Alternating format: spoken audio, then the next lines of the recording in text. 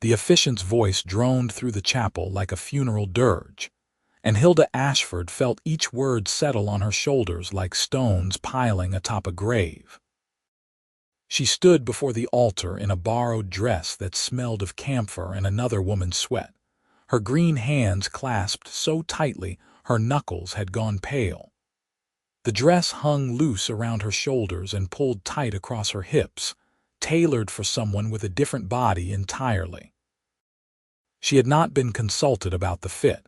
She had not been consulted about anything. Her small tusks dug into her lower lip as she kept her jaw clenched, refusing to let the tremor in her chin become visible tears. To her left stood Cornelius Blackthorne, the man who would become her husband in approximately 30 seconds if the world continued its current trajectory toward catastrophe. He was 50 if he was a day, with a belly that strained his waistcoat buttons and fingers thick as sausages, currently reaching for her hand with what he probably imagined was tenderness. His palm was damp.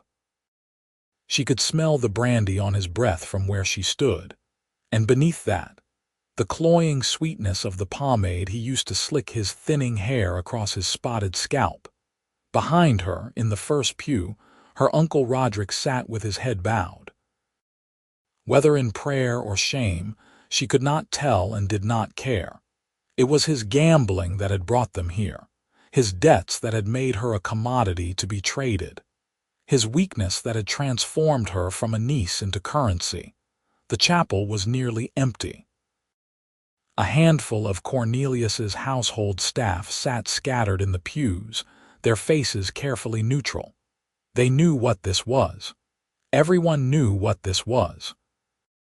Her uncle had owed Cornelius Blackthorne 300 silver marks for 2 years, the interest compounding like a tumor, and when he could no longer scrape together even the monthly payments, Cornelius had made his offer.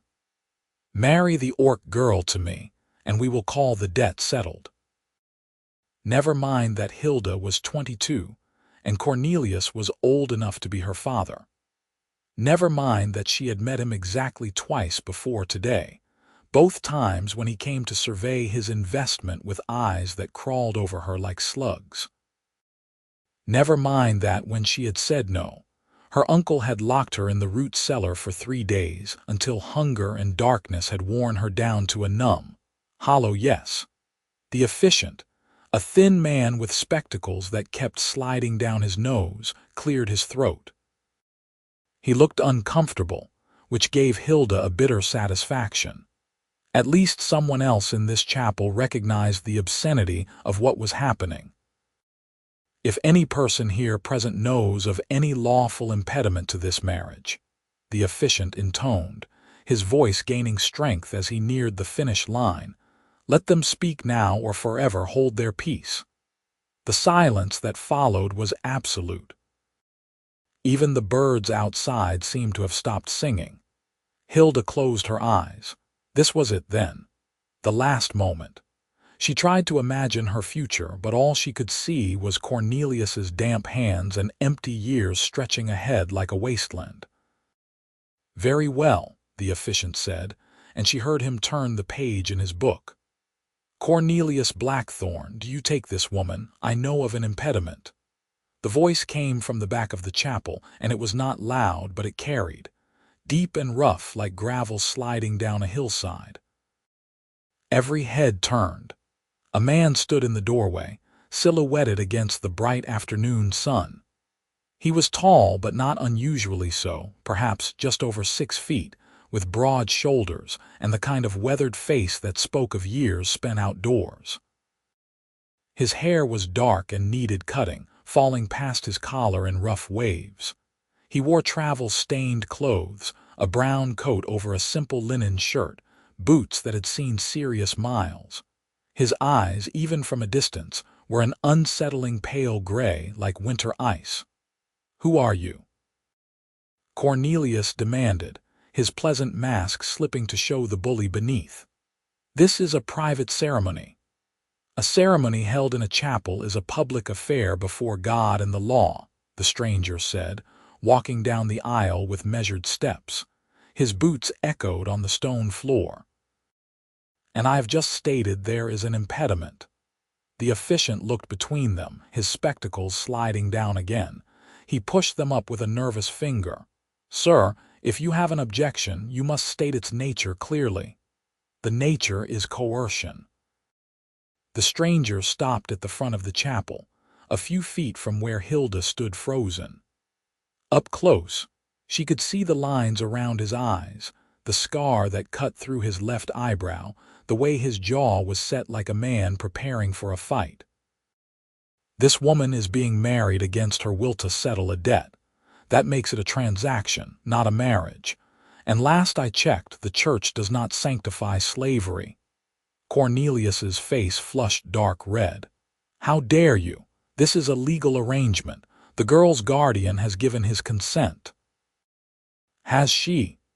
The stranger's gray eyes shifted to Hilda for the first time, and the directness of his gaze hit her like a physical thing. "Have you given your consent, miss?" She opened her mouth, but no sound came out.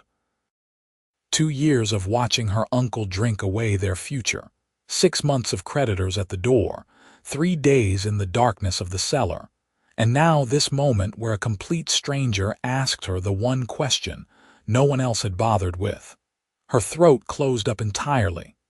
"She is here, is she not?" Cornelius snapped. "She stands at this altar of her own accord, does she?" It was not a question the way the stranger said it. His eyes had not left Hilda's face. "Miss, I am going to ask you again, and I need you to answer honestly. Do you wish to marry this man?" "She does not have to answer you," her uncle's voice called from behind, thin and reedy. "You have no standing here. Any Christian has standing to object to a coerced vow," the stranger said, still looking at Hilda. "The church law is clear on that point, so I will ask a third time. Miss, do you want this marriage?" Hilda found her voice, and it came out as a whisper. "No, louder, please. No," stronger now. "No, I do not want this marriage." The chapel erupted. Cornelius was shouting about contracts and agreements and legal recourse. Her uncle was trying to get to her, babbling about misunderstandings and cold feet. The officiant was flapping his hands and calling for order, but the stranger just stood there, solid as a boulder in a storm, and nodded once. "Then this ceremony is concluded," he said.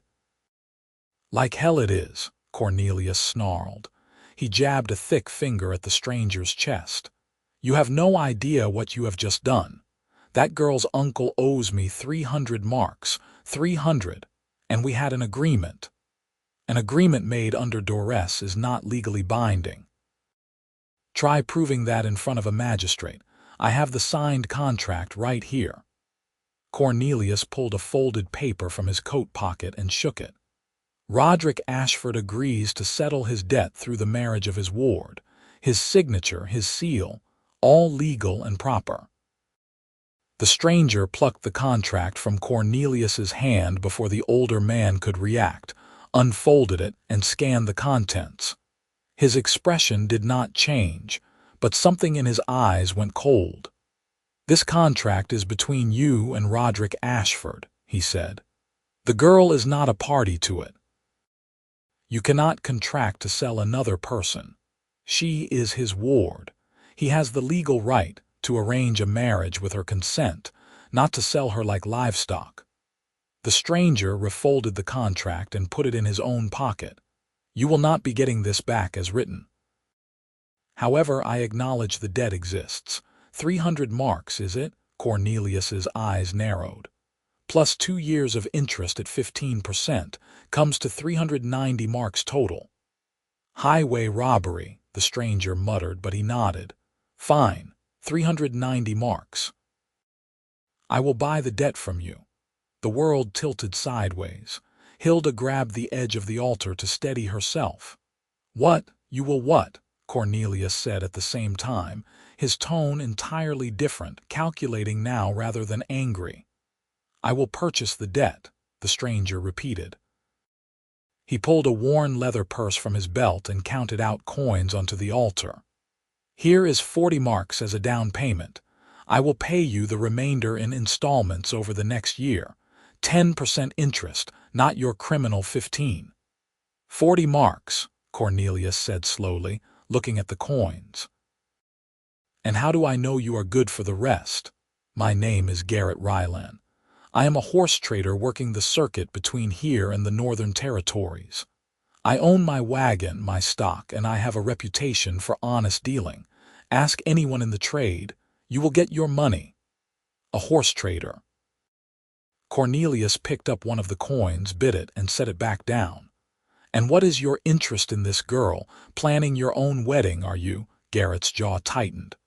My interest is in seeing a wrong made right. Do we have an agreement or not?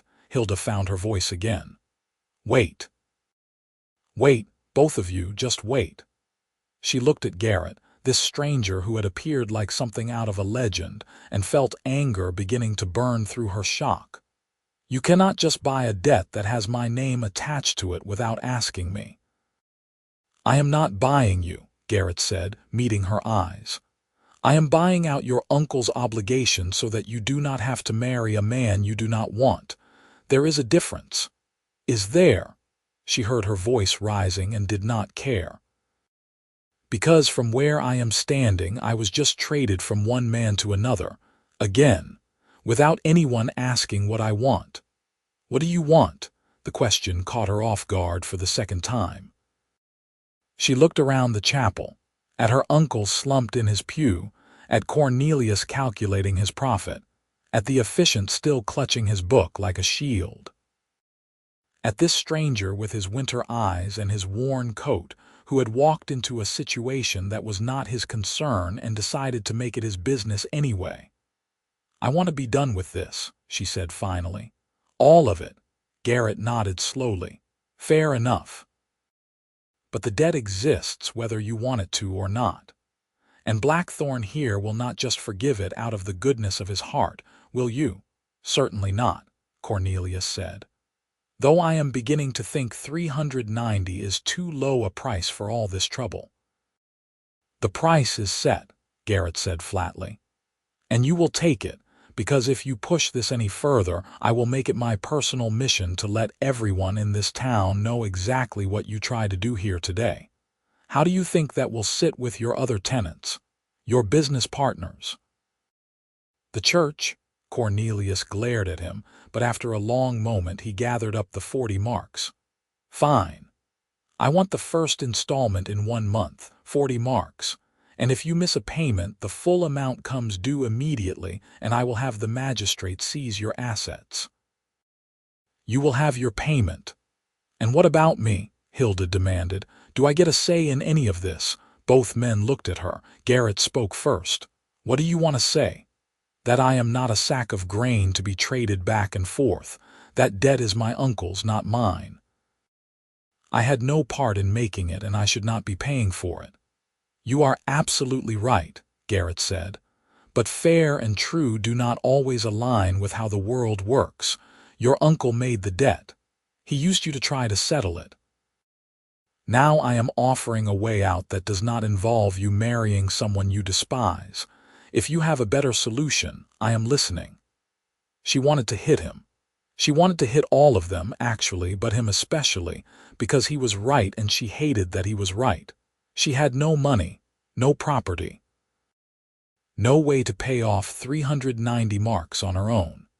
She was an orc woman in a human settlement where half the shopkeepers would not serve her, and the other half charged her double. Her options were marry Cornelius, let the debt stand and watch her uncle go to debtor's prison, or accept this stranger's intervention. I hate this, she said. I understand, Garrett replied, and the quiet sympathy in his voice somehow made it worse. Cornelius cleared his throat. Are we settled then? I have other business to attend to. One more thing, Garrett said. I want that contract amended. The debt is now between you and me. Hilda Ashford is not mentioned, not as collateral, not as guarantee, not at all. The debt was Roderick's. And he is welcome to work it off himself. But the girl is not part of it anymore. That is not negotiable. Cornelius sighed heavily, but he motioned to the efficient.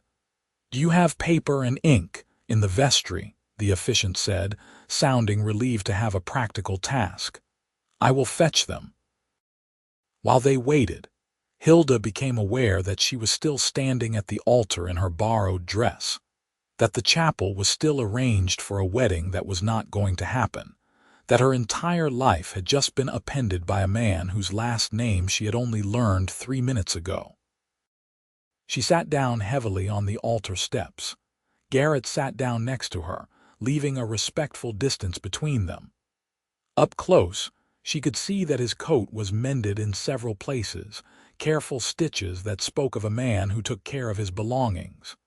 His hands were scarred across the knuckles. He smelled like leather and horses and wood smoke. "Are you all right?" he asked quietly. "No," she laughed, a bitter sound. "No, I am absolutely not all right, but I suppose I should thank you. You do not owe me thanks." "What do I owe you then?" He was quiet for a moment. "Nothing. I did not do this to put you in my debt." "Then, why did you do it?" Garrett looked at her, and she saw something complicated in his expression, something that might have been pain or memory. "Because I have seen enough bad things happen when no one speaks up. I decided a while ago that I would not be the person who stays silent." The efficient returned with paper, ink, and a pen. Cornelius dictated the new terms while the efficient wrote them out in his careful script. The debt belonged now to Garrett Rylan, to be paid at 40 marks per month for 9 months, with a final payment of 50 marks on the 10th month. Hilda Ashford's name appeared nowhere in the document. Cornelius signed it. Garrett signed it. The efficient witnessed it, and just like that, the marriage was definitely not happening and a new arrangement was in place. "Pleasure doing business," Cornelius said, though his tone suggested it was anything but. He swept out of the chapel with his staff trailing behind him, leaving only Hilda, Garrett, her uncle, and the efficient. Roderick finally stood up from his pew, swaying slightly. He had been drinking before the ceremony, Hilda realized. Of course he had. "Hilda, girl, I am sorry it came to this, but you must understand I had no choice. Get out," she said. "Now, do not be like that. I am still your guardian. You are still my responsibility. I am 22 years old. I am no one's responsibility but my own." She stood up, and even though her uncle was taller, she felt as though she loomed over him. "You locked me in a cellar. You tried to sell me. As far as I am concerned, we are finished. Where will you go? You have no money, no prospects. She can work for me," Garrett said. Everyone turned to look at him. He shrugged. "I need help with the horse trading. Someone to manage the animals when I am negotiating, keep the books, handle the customers. If she is willing to work, she can earn her own way and we can consider the debt a shared burden. She works it off alongside me, and when it is paid, she is free and clear." Hilda stared at him. "You want me to work for you?" "With me," he corrected. "As a partner in the business, not as a servant. You do not know anything about me. I could be terrible with horses. Are you?" She thought about the 3 years she had spent helping old Marcus at the livery stable before he died, the way she could gentle a spooked mare faster than anyone else in town, how horses never shied away from her even though half the humans did. "No, I am good with horses." "Then we have a deal if you are willing. And if I am not, then I will pay off the debt myself and you can go wherever you like. But I will not lie to you, it will be harder for me to make the payments without help. I will manage, but it will be tight." In other words, he would suffer for her freedom if that was what she chose. Hilda felt something crack inside her chest, some hard shell she had built up over the course of the day.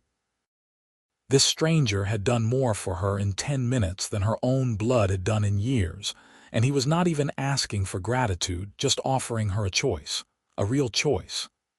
"I will do it," she said. "I will work with you, as a partner." Garrett extended his hand, and after a moment she shook it. His grip was firm and warm, his palm rough with calluses. Partners, then. Behind them, Roderick made a disgusted sound and stalked out of the chapel.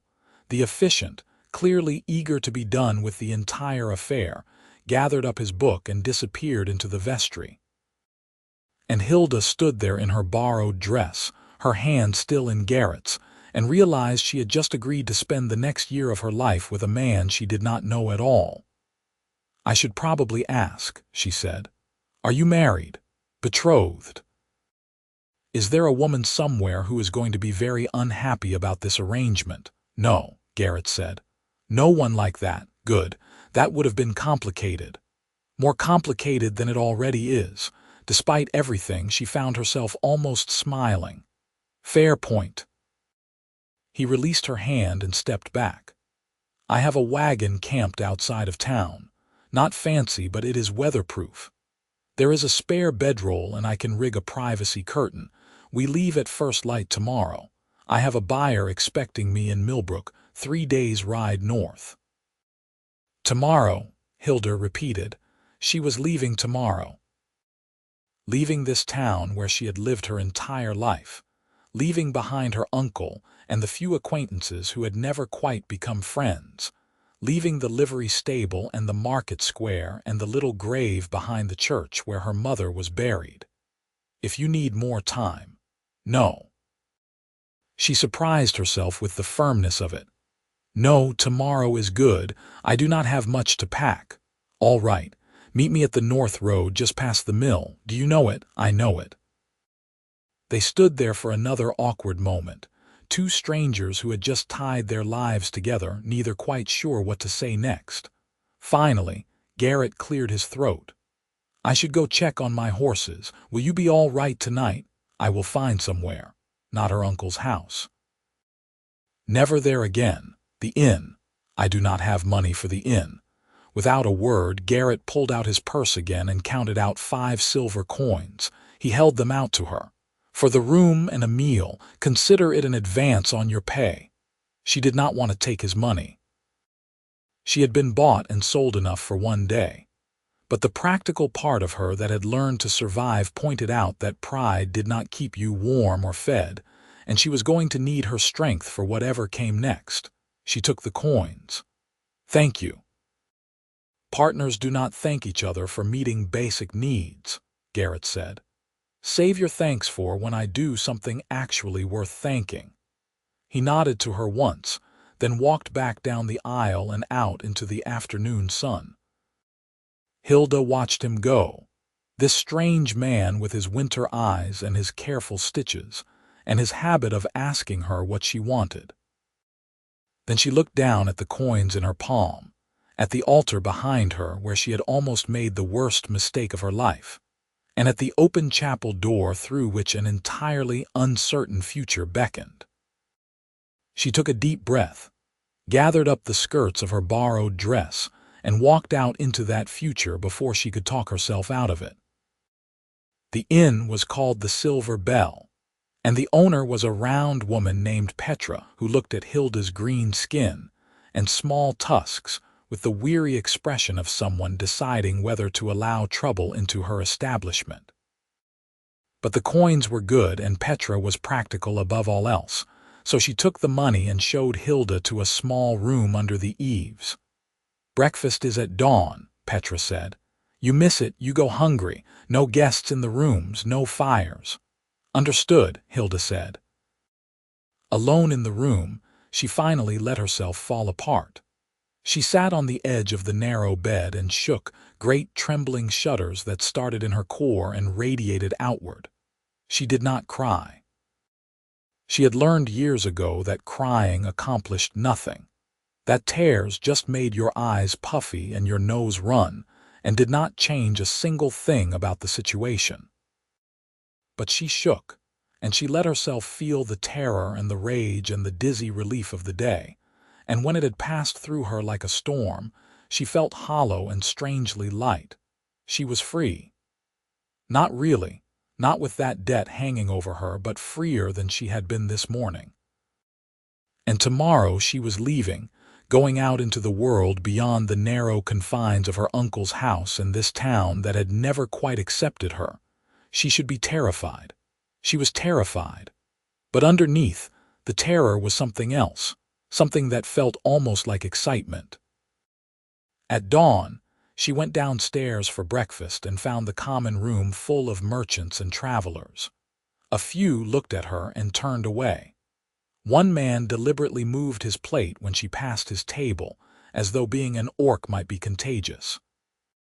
She ignored them all and ate her porridge and bread in silence. She used the rest of Garrett's advance to buy a few supplies from the general store: a water skin, a comb, a small knife. The shopkeeper, a sour man named Donnelly, watched her every move as though expecting her to steal something. She paid with exact change and left without a word. At her uncle's house, she let herself in through the back door. Roderick was still asleep or passed out. She neither knew nor cared which. She went to the tiny room that had been hers for as long as she could remember and packed her belongings into an old canvas sack. 2 dresses, both of them worn and mended. A shawl her mother had knitted.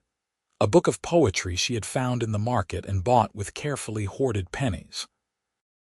The silver locket that was the only thing of her mother's she had managed to keep. She paused at the door on her way out, looking back at the house. She should feel something, she thought. Sadness, nostalgia, something. But all she felt was relief to be leaving. She did not say goodbye.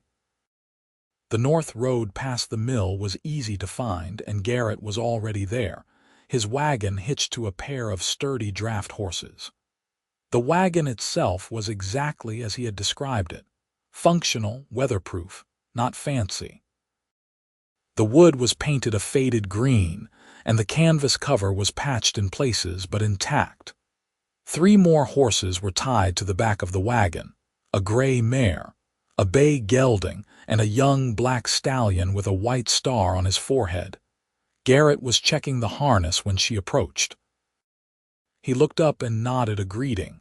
"You came. Did you think I would not? I thought you might have second thoughts. Would not have blamed you if you did." Hilda dropped her sack into the wagon. "I had second and third and fourth thoughts. I came anyway."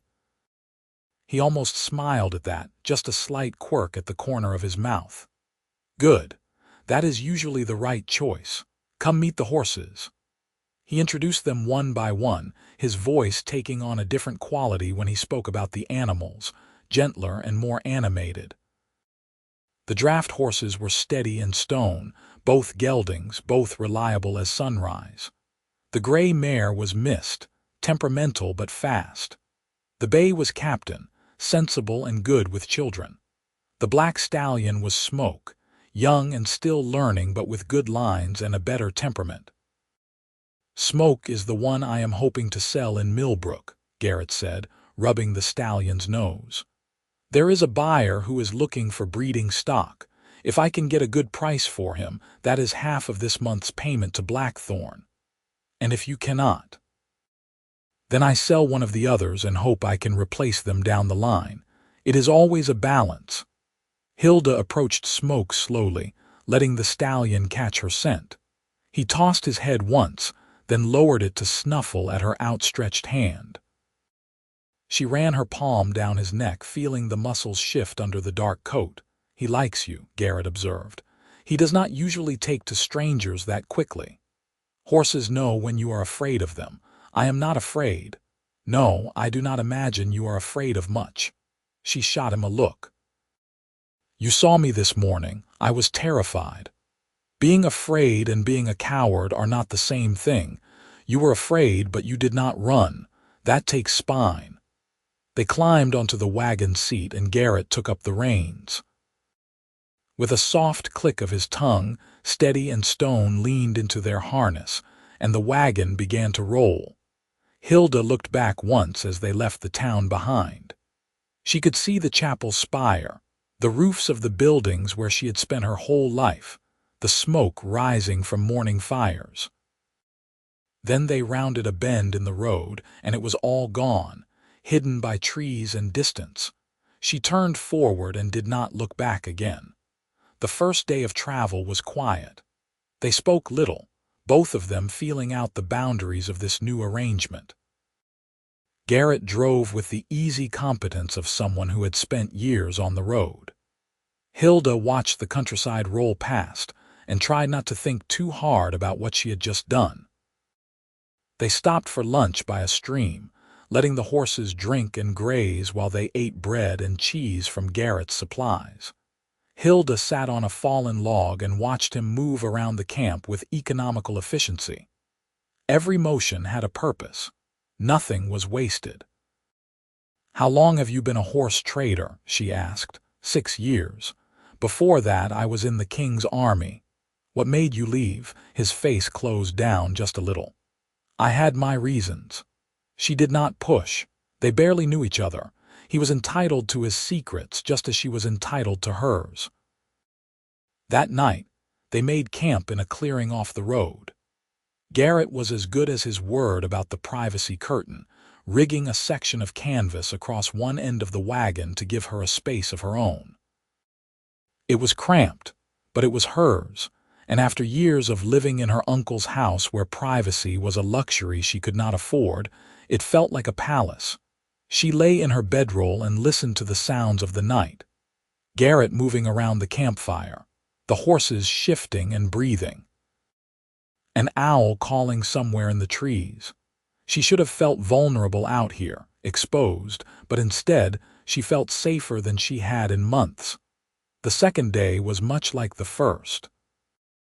They covered good distance, the weather held fair, and they spoke a little more tentative conversations about nothing important. Hilda learned that Garrett was 31, that he had grown up on a farm in the Southern Territories, that he liked his coffee strong and his work honest.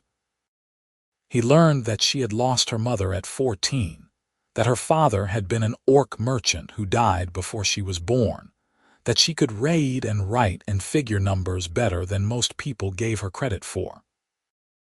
It was on the third day, just a few hours outside of Millbrook, that things took a turn. They had stopped to rest the horses when 3 men on horseback appeared on the road ahead. They did not move aside to let the wagon pass. They just sat there, blocking the way, their postures radiating hostility. Garrett's hand tightened on the reins. "Stay calm," he said quietly. The men rode closer. The one in the lead was broad-shouldered and bearded, with a sword at his hip and a sneer on his face. His companions were younger, meaner-looking, the kind of men who enjoyed other people's fear. "Nice horses," the bearded man said. "Lot of value tied up here." "I am a licensed trader," Garrett replied, his voice level. "I have papers." "Oh, papers. Well, that changes everything." The man spat into the dirt. "Except it does not. This is a toll road now, 20 silver to pass. This is the King's Road. There is no toll. There is now." The bearded man's hand drifted to his sword hilt. 20 silver, or we take it in trade. Those are nice horses you have got there."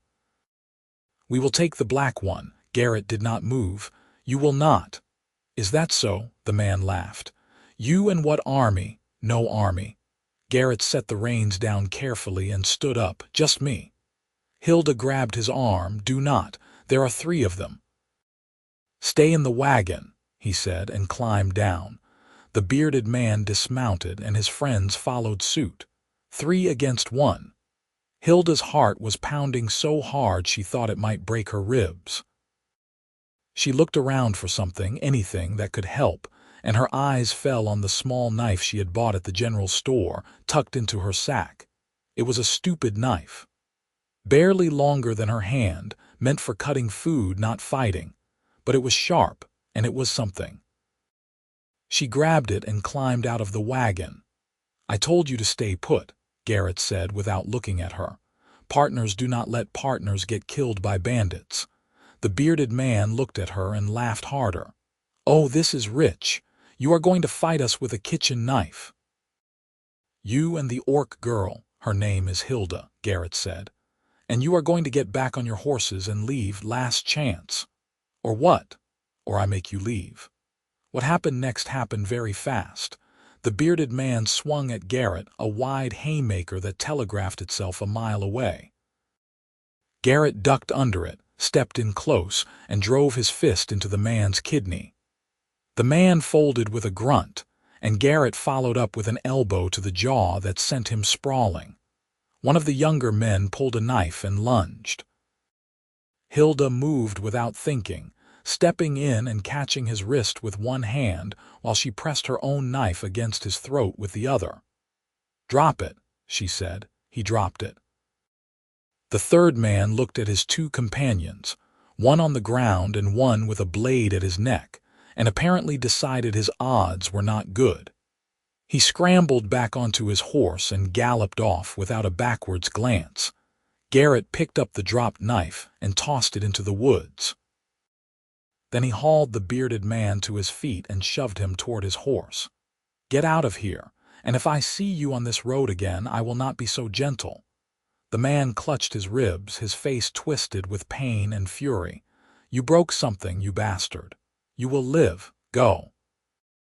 The two bandits mounted their horses and rode off, considerably faster than they had arrived.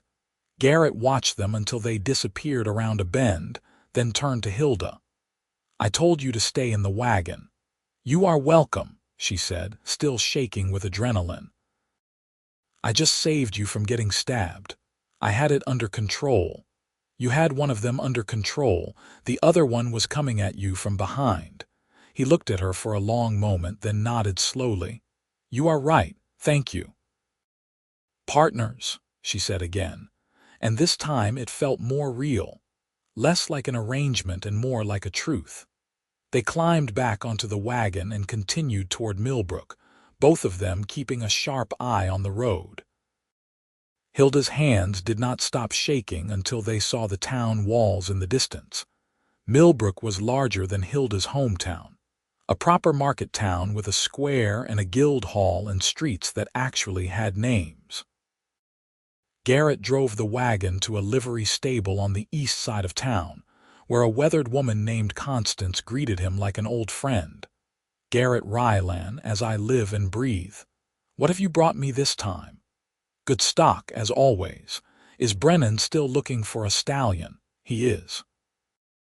And he has the money to pay for it if the horse is worth it." Constance's eyes shifted to Hilda, assessing. "Who is your friend?" "My business partner, Hilda Ashford." "Hilda, this is Constance Thorne. She runs the best stable in 3 counties. Partner, is it?" Constance raised an eyebrow but extended a hand. "Well met, then. Any partner of Garrett's is welcome here." They unloaded the horses and got them settled in the stable. Then Garrett left to find his buyer, a prosperous farmer named Brennan who lived on the north edge of town. Hilda stayed behind to tend the horses, brushing them down and checking their hooves and making sure they had clean water and good hay. Constance watched her work with an appraising eye. "You know your way around a stable." "I worked at one for a few years." "Shows." "Most people do not check the frogs for stones unless you remind them." Hilda shrugged. "Lame horse is no good to anyone." "True enough." Constance leaned against a stall door. "How long have you been working with Garrett?" 3 days. 3 days, and he is already calling you his partner." "It is a recent arrangement, must be." Constance was quiet for a moment. "He is a good man, you know, bit closed off but honest. You could do worse." "I am not, we are not." Hilda felt her face heat. "It is a business arrangement, if you say so." Constance did not sound convinced, but she let it drop. "Well, if you need anything while you are in town, you let me know. I look out for Garrett's friends."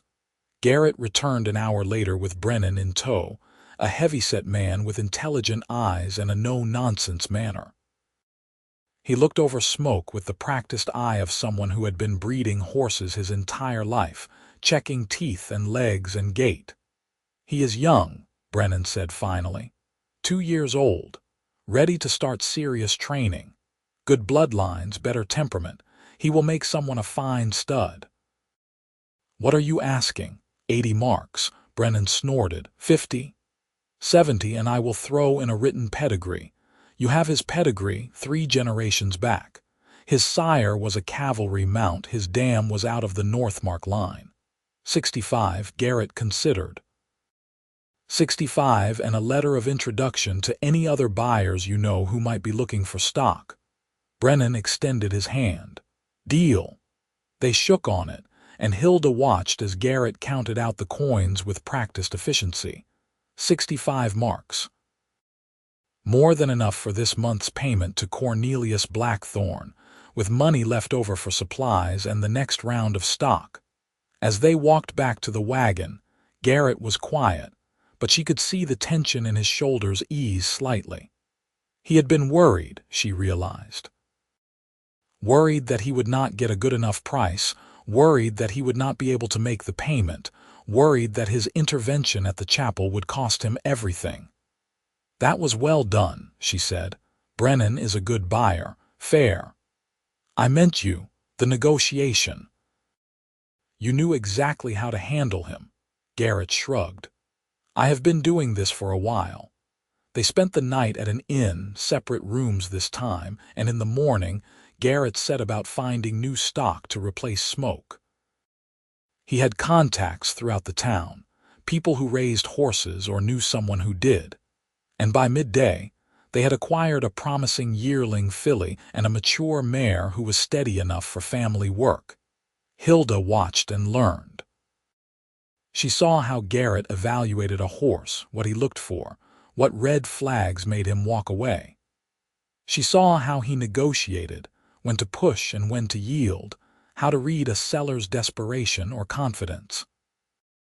He let her handle the yearling's purchase, coaching her quietly through the process, and when she successfully bargained the seller down by 5 marks, he nodded with something that might have been approval. You are a natural, he said. I am just good with numbers.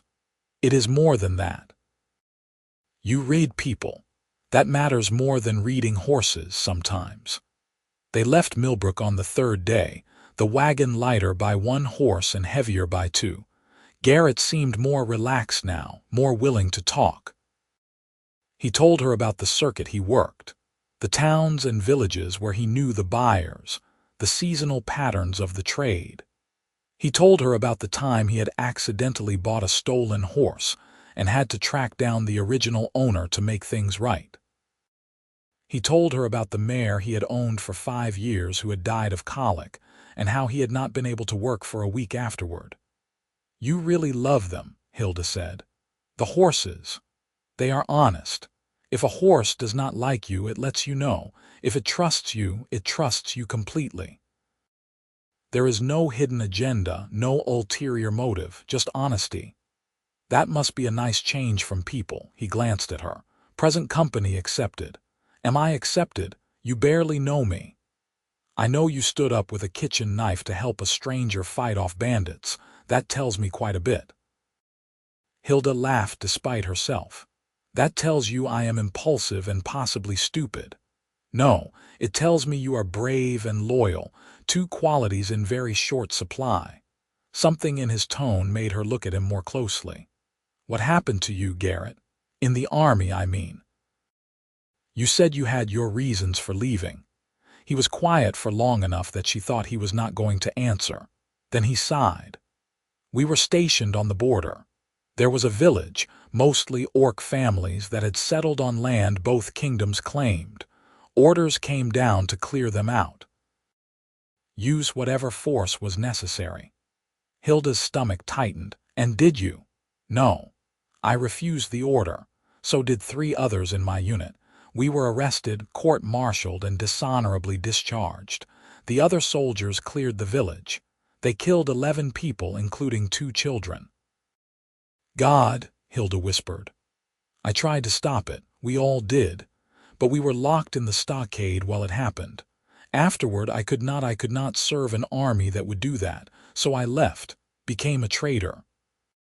Figured I could at least make a living doing something that did not involve killing people for following orders. That is why you stopped my wedding. Partly. I have seen what happens when good people stand by and do nothing. I decided I would not be one of them anymore." They rode in silence for a while. Hilda thought about the stranger who had walked into a chapel and upended her life, and understood him a little better now. He was not a hero. He was just a man who had drawn a line and refused to cross it, even when it cost him. "Thank you," she said finally, "for telling me. You deserve to know who you are partnered with, a man with a conscience. I will try to survive the hardship." He smiled at that, a real smile, and she felt something warm unfurl in her chest. They worked their way north over the next several weeks, town to town, village to village. Garrett taught her everything he knew about the horse trade, and Hilda absorbed it like dry ground drinking rain. She learned to spot good bone structure and sound hooves. She learned to tell when a seller was lying about an animal's age or temperament. She learned the delicate art of the negotiation, when to be firm and when to be flexible. And she learned Garrett himself, in the slow way you learn someone when you share the road with them. She learned that he woke at dawn without fail, that he hummed tunelessly when he worked, that he had a dry sense of humor that caught her by surprise. She learned that he was scrupulously fair in his dealings, that he never cheated and never tolerated being cheated. She learned that he had nightmares sometimes, and on those mornings his eyes were haunted and he spoke even less than usual. They fell into a rhythm. Wake at dawn, tend the horses, break camp, travel, stop at midday to rest and eat, travel more, make camp before dark, cook dinner, sleep, repeat. It was simple and repetitive and oddly satisfying. In the fourth week, they made enough on a sale to cover the second payment to Cornelius Blackthorne. Garrett rode back to Hilda's hometown to deliver it in person, and she went with him, though she stayed at the edge of town while he conducted his business. She did not want to risk running into her uncle. Cornelius accepted the payment with ill grace, clearly disappointed that they had managed to make it on time. "You have 8 more to go," he said. "Do not think I will be lenient if you are late." "We will not be late," Garrett replied evenly. On the ride back to their camp, Hilda said, "He is hoping we fail." "Of course he is. If we default, he gets to seize my assets and he will have made more than the original debt. That is vile. That is business, at least the way men like Blackthorne practice it.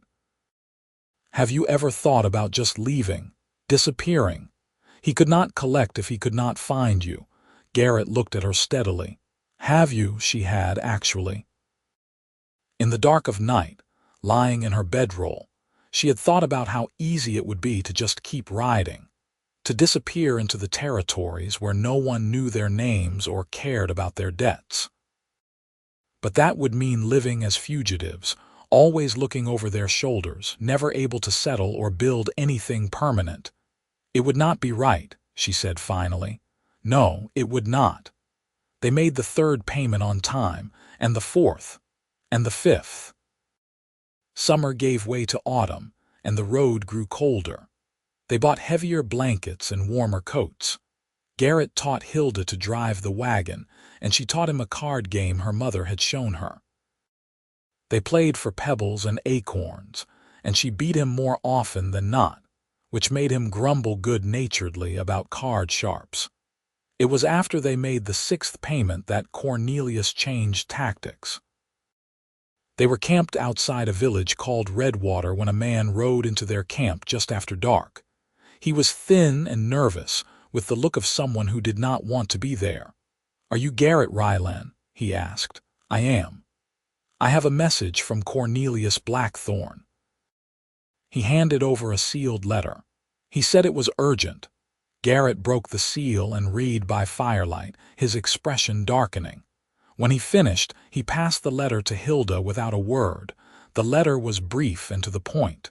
Cornelius had sold the debt. The new holder was a man named Victor Samwell, and he was calling in the full amount immediately. They had 2 weeks to pay the remaining 160 marks, or Samwell would seize Garrett's wagon, his horses, and everything he owned.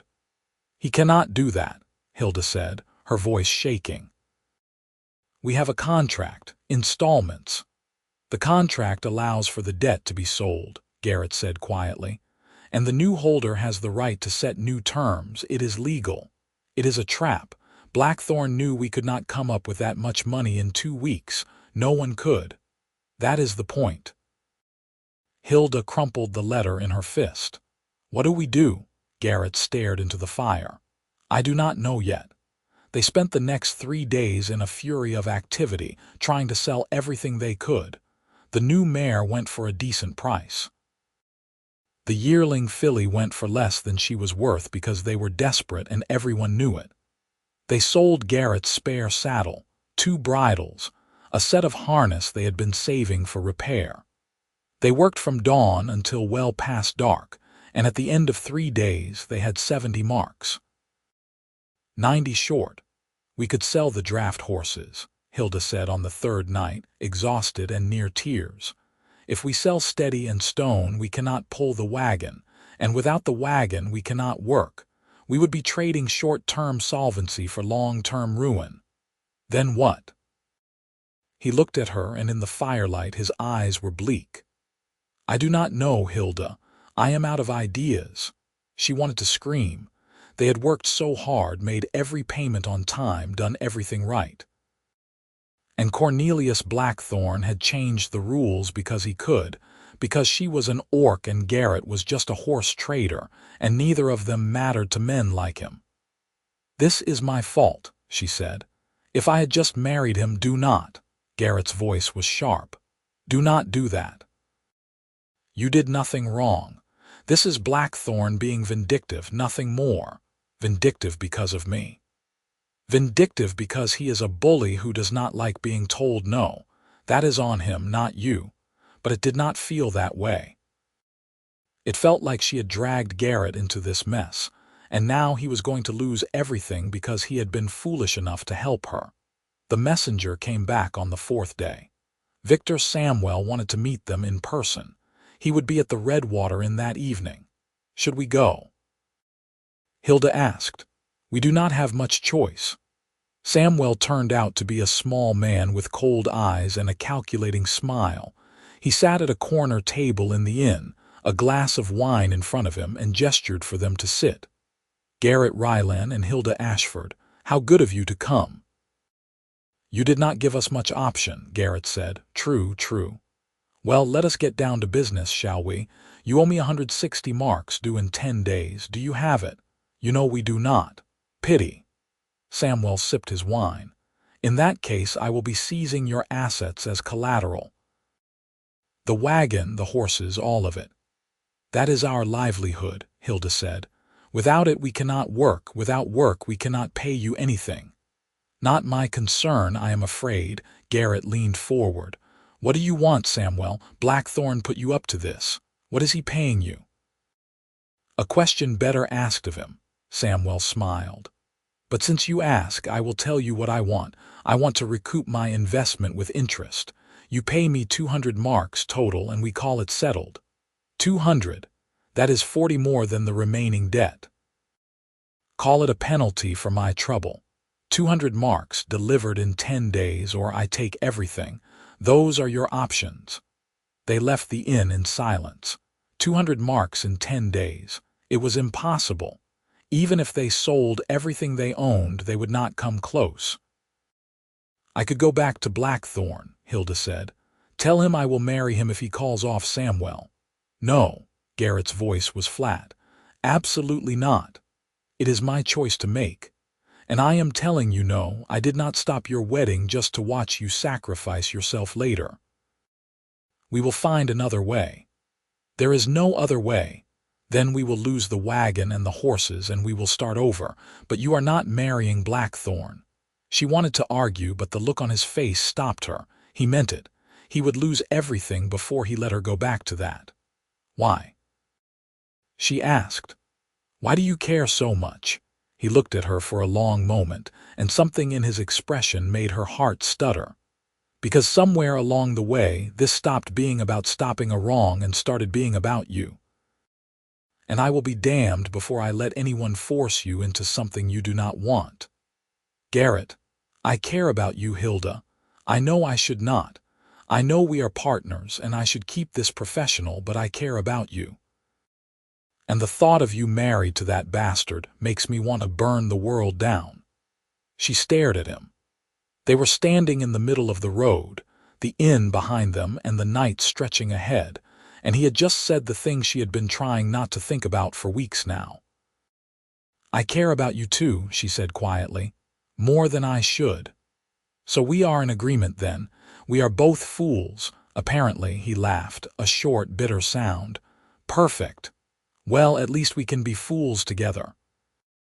They walked back to camp in silence, but it was a different kind of silence now, charged with everything they had just admitted and everything they still had not said. That night, Hilda lay in her bedroll and thought about Garrett on the other side of the canvas curtain. Thought about his gray eyes and his careful hands and the way he spoke to the horses. Thought about how he had walked into a chapel and changed her entire life, and how she had been falling for him by slow degrees ever since. She thought about the debt hanging over them like a sword, and Victor Samwell's cold smile, and the 10 days they had left before everything fell apart. And then she thought about the money she had saved, the small stash of coins she had been hoarding from her share of the sales. It was not much. Maybe 30 marks, carefully hidden in the bottom of her sack. It was not enough, but it was something. In the morning she made a decision. She found Garrett checking the horse's hooves and cleared her throat. I have some money saved. 30 marks. It is yours. He straightened up, surprise flickering across his face. Hilda, that is your money. You earned it. We are partners. The debt is as much mine as yours. Take it. I cannot, you can, and you will. We need every mark we can scrape together, and pride is not going to pay Samwell. She pulled the small pouch from her pocket and pressed it into his hand. Take it. He looked at the pouch, then at her. You have been saving this the whole time. I learned a long time ago that you never know when you will need to run. It made sense to have something put aside. And you are giving it to me, to us, to the business, however you want to think about it. He closed his fingers around the pouch. Thank you. Partners, she said again, and this time when he looked at her, she saw something soft in his expression, something that made her want to step closer. But she did not.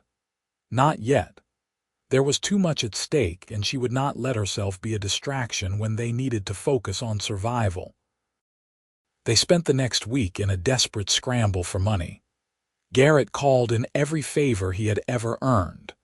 Constance in Millbrook loaned them 20 marks. Brennan, the farmer who had bought smoke, loaned them another 15. A merchant Garrett had dealt with for 3 years loaned them 10 more on nothing but a handshake and Garrett's reputation. They sold everything that was not essential. The spare bedroll, Garrett's second coat, the good cooking pot. Every single item was weighed against its value versus its necessity, and if they could live without it, it went.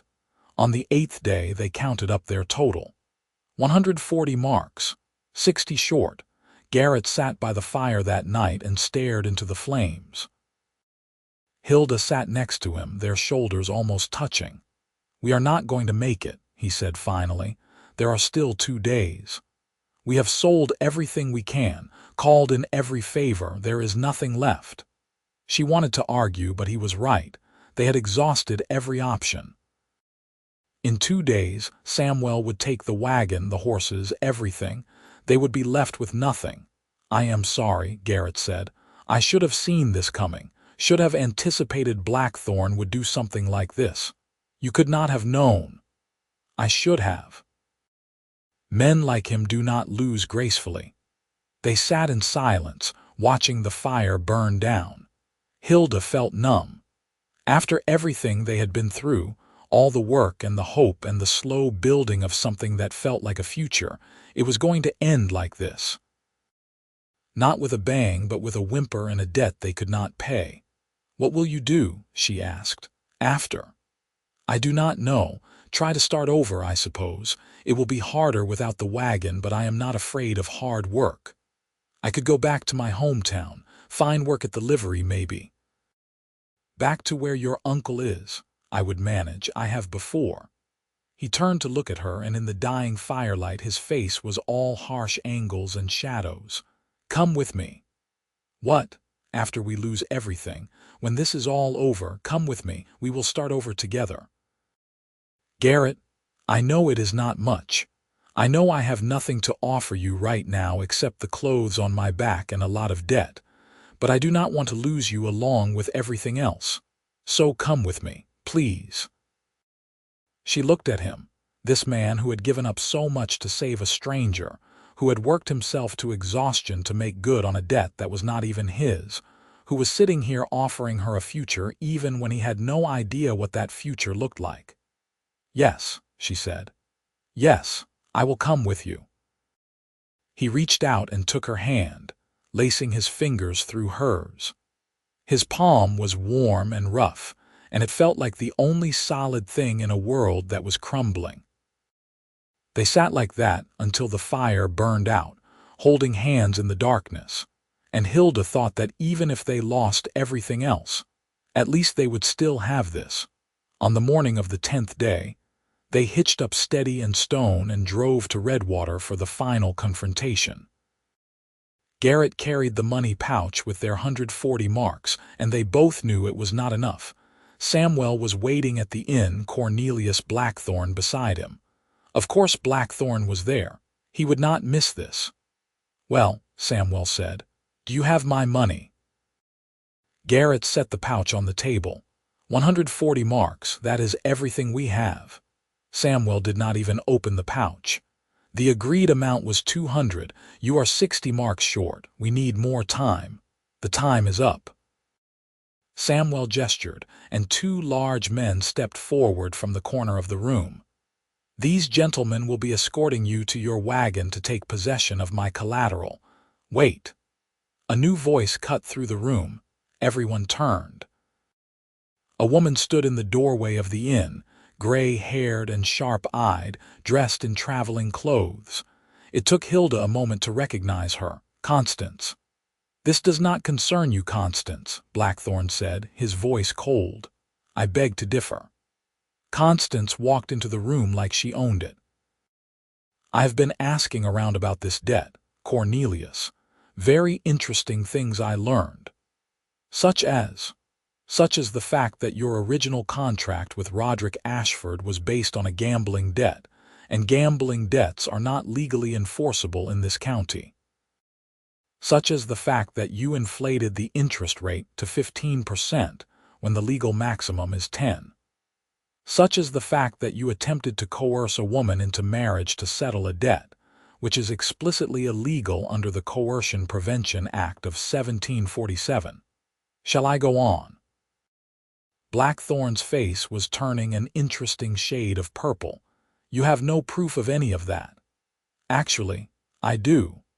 I spoke to the magistrate this morning, showed him the original contract which I obtained from a very helpful clerk at the county office. The magistrate was quite interested. In fact, he is waiting outside right now to have a word with you. Samuel stood up abruptly. I was not aware of any irregularities in the contract. I purchased this debt in good faith. Then you were swindled by a con man, which is unfortunate for you. Constance turned to Garrett and Hilda. The magistrate has declared the original contract void due to the illegal terms. You do not owe Blackthorne anything. The debt is cancelled. Hilda felt the world tilt. What? You heard me. The debt is cancelled. You are free and clear. Garrett was staring at Constance like she had grown a second head. Why did you?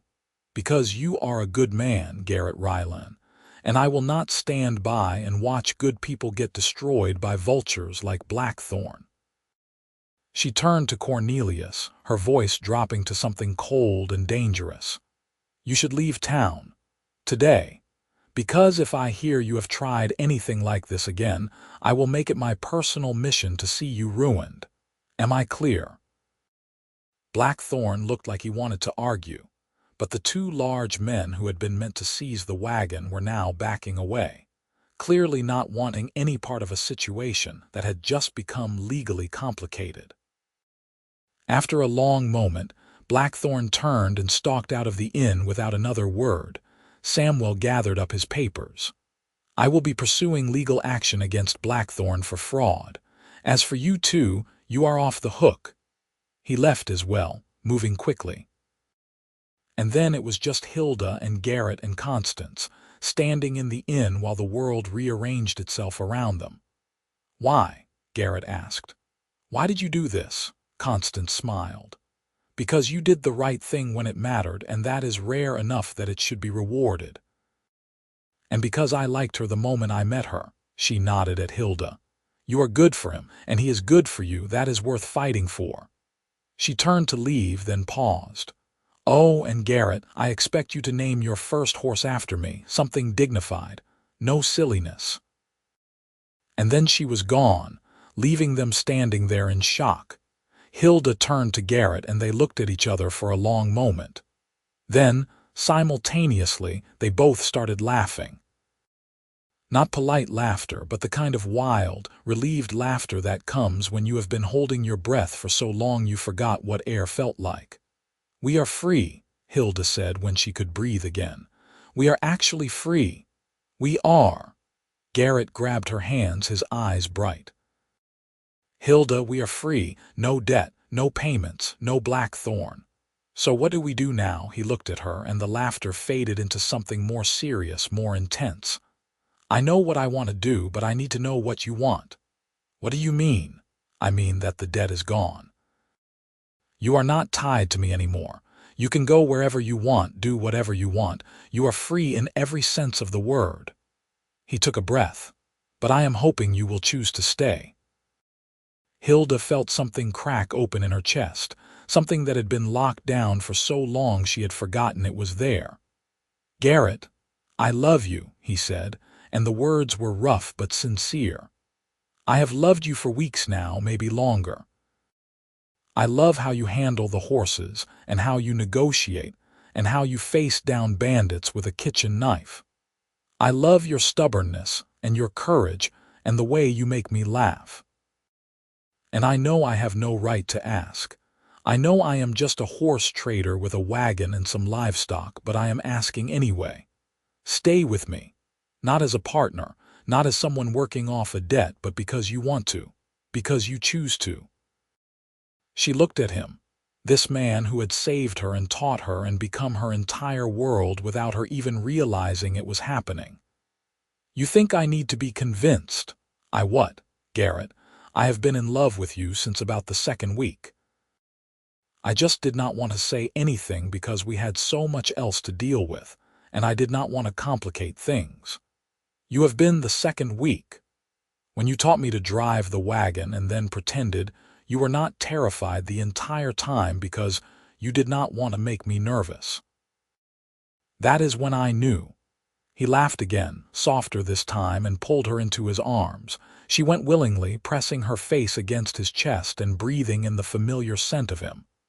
"So is that a yes?" he asked, his voice rumbling against her ear. "You will stay?" "Yes, on one condition." "Anything?" She pulled back enough to look up at him. "Marry me for real this time, not because anyone is forcing us not to settle a debt, but because we want to, because we choose each other." His eyes widened. "Hilda Ashford, did you just propose to me?" "I did." "And you said anything, so you have to say yes." "I was going to propose to you. You were too slow. I got there first." He grinned, and it transformed his face from stoic to joyful. "All right then. Yes. Yes, I will marry you." She kissed him, there in the middle of the inn, and it felt like coming home. They were married a week later in the chapel at Millbrook, with Constance and Brennan as witnesses. It was nothing like the grim ceremony Hilda had almost endured months ago. This time, she wore a new dress that she had bought with her own money, and Garrett wore a shirt that was not mended, and when the officiant asked if she took this man as her husband, she said yes with her whole heart. Afterward, they had a small celebration at Constance's stable. Brennan brought a decent bottle of wine. Constance made a toast that was equal parts sentimental and sarcastic, and Hilda and Garrett danced in the stable yard while the horses looked on, swaying to music only they could hear. "So, wife," Garrett said, his arms around her waist, "what happens now?" "Now we work," Hilda said. "We build up the business, we make a name for ourselves. Just work, that is your grand plan. Well, we should probably also invest in a better wagon. This one is falling apart, practical to the end. One of us has to be," he kissed her forehead. "I love you, you know. I know, I love you too." They stayed in Millbrook for another few weeks, building up their stock and their savings. True to her word, Constance introduced them to several buyers she knew, and Garrett's reputation for honest dealing, combined with Hilda's sharp eye for a good horse, made them a formidable team. By spring, they had enough money to buy a better wagon, a solid, well-built thing with proper storage and a second set of wheels for rough terrain. They painted it a deep blue, and Hilda convinced Garrett to let her add their names on the side in neat white letters: Rylan and Ashford, horse traders. "People are going to talk," Garrett said, looking at the lettering. "A human and an orc in business together, it is not common. Let them talk, we will prove them wrong." And they did. They worked the circuit, town to town, village to village. Some people were skeptical at first, but Hilda's knowledge and Garrett's reputation spoke for themselves. They made a name for themselves as fair dealers who stood by their stock. If they sold you a horse, it was sound. If they told you an animal's history, it was true. By summer, they were prospering. Not wealthy but comfortable, with money set aside and a growing list of regular customers. It was at the Midsummer Livestock Fair in Thorndale that everything came together. The fair was huge, drawing buyers and sellers from across 3 counties. Garrett and Hilda set up in a good spot near the center, their horses groomed and gleaming. They sold the bay mare within an hour. The yearling went before lunch. By mid-afternoon, they had moved half their stock and were negotiating for the rest. That was when the well-dressed man approached. He was clearly prosperous, with fine clothes and an air of authority. He looked over their remaining horses with an expert eye. "These are good animals," he said. "Where do you source them?" "Various places," Hilda replied. She had learned to be cautious with strangers. "We have contacts throughout the region. I am looking for a reliable supplier. I run a coach service, 6 routes, and I need steady stock. Pairs mostly, draft breeds, sound and even tempered. Can you provide that?" Hilda and Garrett exchanged a look. This was big. A steady contract with a coach service would mean reliable income, the ability to plan ahead, to expand. "We can," Hilda said. "How many pairs are we talking about?" 6 to start. If they work out, maybe more. They negotiated terms right there in the middle of the fair. The man, whose name was Edward Fielding, wanted delivery within 6 weeks. 12 horses, matched pairs, sound and steady. He was willing to pay a premium for quality. When Fielding left, Garrett turned to Hilda. "Did we just commit to finding 12 horses in 6 weeks?" "We did." "That is ambitious. That is opportunity," she grinned at him. "We can do this." "You are sure?" "I am sure. We have the contacts, we have the experience. We can do this, Garrett." He looked at her and she saw pride in his eyes. "You are right, we can." They spent the next 6 weeks in a whirlwind of activity, reaching out to every breeder and dealer they knew. Constance helped them source 2 pairs. Brennan had a pair he was willing to part with. They found the other 3 pairs through a combination of hard work, good luck, and Hilda's increasingly formidable negotiation skills. When they delivered the horses to Fielding, he inspected each one carefully. Then he nodded, satisfied. "Good work. Very good work." I will be placing another order in 3 months. Can you handle it?" "Absolutely," Hilda said. They rode back to their camp that night with a contract in hand and a significant payment in their strongbox. Garrett was quiet, but there was a lightness to him that Hilda had not seen in a long time. "We did it," she said. "We actually did it. You did it. That sale, the negotiations, all of it, that was you. We are partners. It is our success." He reined in the horses and turned to look at her. "Hilda, I want you to know something. When I stopped your wedding, I thought I was just preventing a wrong. I did not know I was going to find the person I was meant to spend my life with. I did not know that the angry orc woman in the borrowed dress was going to become the center of my world. But she did. You did. And I am grateful every single day that I walked into that chapel." She reached over and took his hand. "I am grateful, too, for all of it, even the hard parts, because they brought us here. To the middle of nowhere with a wagon full of hay and a contract for horse trading. To exactly where we are supposed to be." He smiled and lifted her hand to his lips. "I love you, Hilda Rylan. And I love you, Garrett Rylan." They drove on into the evening, the setting sun painting the sky in shades of gold and crimson.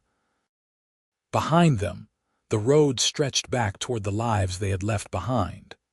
Ahead, it led toward a future they were building together, one choice at a time. 3 years later, they owned a small farm on the outskirts of Millbrook, with a proper stable and pastures for their growing stock. They still worked the circuit, but now they had a home base, a place to come back to. Constance was a regular visitor, and Brennan sent his grandchildren to learn about horses from the best teachers he knew. Hilda stood at the fence one afternoon, watching Garrett work with a young colt in the training ring. She rested one hand on her rounded belly, feeling the baby kick. "Your father is very good at his job," she said to the baby. "You are going to have to work hard to keep up." Garrett noticed her watching and waved. She waved back, smiling. They had named their first foal Constance as promised. The dignified gray mare was in the far pasture, grazing peacefully. Their daughter, when she was born that autumn, they named Grace. She had her mother's green skin and her father's gray eyes, and she was perfect. Hilda held her daughter and looked around at the life she and Garrett had built, and felt a peace she had never imagined possible on that terrible day in the chapel, when a stranger had interrupted her wedding. She had been forced to marry for money, and a stranger had interrupted before the final vow. And that interruption had led to this: a home, a business, a family, a love that was freely chosen and fiercely cherished. She looked at Garrett, who was gazing at their daughter with wonder and tenderness, and knew that whatever challenges came next, they would face them together, partners. Husband and wife, parents, horse traders, builders of a life they had chosen, and it was more than enough. It was everything.